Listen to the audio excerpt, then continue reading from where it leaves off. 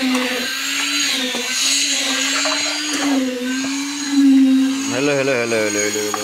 Everyone, welcome back to ARB construction site. आज हामी चाहिँ एआरबी कन्स्ट्रक्सन साइट अन्तर्गत डिपिसी बिमको कङ्क्रिट कास्टिङको काम गरिरहेको देख्न सक्नुहुन्छ। यहाँ चाहिँ यो चाहिँ 1000 स्क्वायर फुटको आवासीय घर हो, जहाँ हामीले अहिले चाहिँ नगरपालिकाको मापदण्ड अनुसार तयार पारिरहेका छौँ भने यसमा 14-14 को कलम रहेको छ भने यो 9-12 को डिपिसी बिम यसलाई भन्छ। यसभित्र तपाईले देख्न सक्नुहुन्छ दुईवटा रुम, एउटा किचन अनि साथमा एउटा हल रहेको छ भने एउटा बरन्डा, एउटा जुनाको भाग रहेको छ, जसमध्ये यसमा 3वटा लामो बिम र 5वटा चाहिँ छोटो बिम रहेको देख्न सक्नुहुन्छ। यहाँ चाहिँ देख्न सक्नुहुन्छ यो चाहिँ हाम्रो यो यहाँनिर रहन्छ। हाम्रो चाहिँ यो भागमा चाहिँ किचन रहन्छ भने यो अगाडिको हाम्रो हल हुन्छ। त्यसपछि हाम्रो साउजी घरबेटी ह्यान्डसम हुनुहुन्छ, मुस्कान दिइरहनु भएको छ। अनि त्यसपछि हाम्रो यो चाहिँ रुम, यो चाहिँ बेडरुम हुन्छ। यहाँदेखि एउटा बेडरुम अनि उता सेकेन्ड बेडरुम वहाँ हुन्छ। बेडरुममा सँगसँगै एटेच रुम पनि त्यहाँनिर देख्न सक्नुहुन्छ, त्यो चाहिँ एटेच हुन्छ।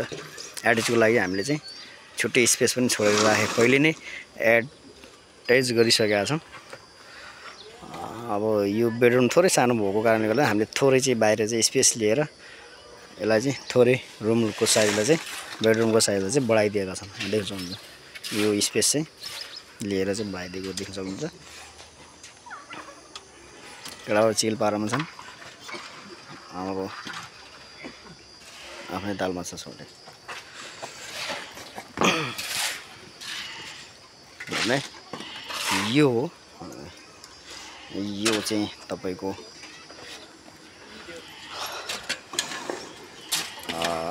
टोयलेटको लागि एटेच टोयलेटको लागि यहाँ रहन्छ भने हाम्रो वाल चाहिँ बाहिरको चाहिँ मेन वाल चाहिँ मेन डोरको वाल चाहिँ यहाँ हुन्छ। त्यसले गर्दा हामीले चाहिँ जहाँ मेन डोर हुन्छ त्यसको लागि चाहिँ हामीले बिम एउटा एक्स्ट्रा बिम राखिदिएको छौँ। नर्मली बिम चाहिँ त्यसमा सधैँ छ भने देख्न सक्नुहुन्छ। सँगसँगै हामीले एउटा चाहिँ एक्स्ट्रा बिम यहाँ देख्न सक्नुहुन्छ। यसमा चाहिँ किनभने लोड चाहिँ हामीले वालको सम्पूर्ण लोड चाहिँ यसमा पर्ने भएको हुनाले मेन डोर पनि यहीँनिर रहन जान्छ। त्यसले गर्दा चाहिँ हामीले चाहिँ एउटा एक्स्ट्रा बिम चाहिँ यसमा राखिदिएका छौँ। हुन्छ भने यो चाहिँ हाम्रो स्टेयर, यहाँबाट चाहिँ हाम्रो स्टेपहरू सुरु हुन्छ, यो यहाँबाट जान्छ। यो हाम्रो स्पेस पनि यो लगभग 8 फुटको स्पेस छ। हामीले 4 फुटको एकदम राम्रो कम्फर्ट हुने हिसाबले चाहिँ हाम्रो साउजीले नै 4 फुट राख्नु पर्यो भन्ने हिसाबले चाहिँ हामीले यसलाई चाहिँ 4 फुट राखिदिएका छौँ। देख्न सक्नुहुन्छ यो चाहिँ 4 फुट हुन्छ है। र यो चाहिँ हाम्रो पूर्व मोडा भएको एकदम राम्रो मिलेको घर हो। यहाँ देख्न सक्नुहुन्छ एकदम राम्रो च्याट्ट मिलेको। एउटा साइडमा चाहिँ हामीले जग्गा छोडेका छौँ, 1.5 फुट जति जग्गा छोडेका छौँ भने उस साइडमा चाहिँ हामीले प्याक गरेर ल्याएका छौँ। अब यसको सेफ्टी ट्याङ्की चाहिँ हामीले बाहिर बनाउँछौँ। सेफ्टी ट्याङ्की कसरी बनाउने, कहाँ बनाउने भन्ने कुरा पनि म तपाईँलाई चाहिँ डिटेलमा भिडियो बनाएर राख्नेछु। यहाँनिर बन्छ यो चाहिँ सेफ्टी ट्याङ्कीहरू भने अहिले चाहिँ हामीले अब डिबिसीको काम सम्पन्न गरिसक्यौँ। अब यसमा हामीले भोलि सेटिङको काम, यो सर्टिङ निकाल्ने काम गर्छौँ। त्यसपछि हामी यसमा माटो फिलिङ गर्छौँ र कम्प्याक्सनको लागि पानी राखेर मजाले पानी खुवाउने काम गर्छौँ। पानीको लागि हाम्रो सधैँ छ यहाँनिर चाहिँ समरसेल चाहिँ पानीको व्यवस्था पनि मस्त छ। यहाँ चाहिँ पानीको कुनै पनि टेन्सन छैन। समरसेल पानी हो, खतरा आउँछ, भरर आउँछ, 1 इन्चीको पाइपमा सरर आउँछ।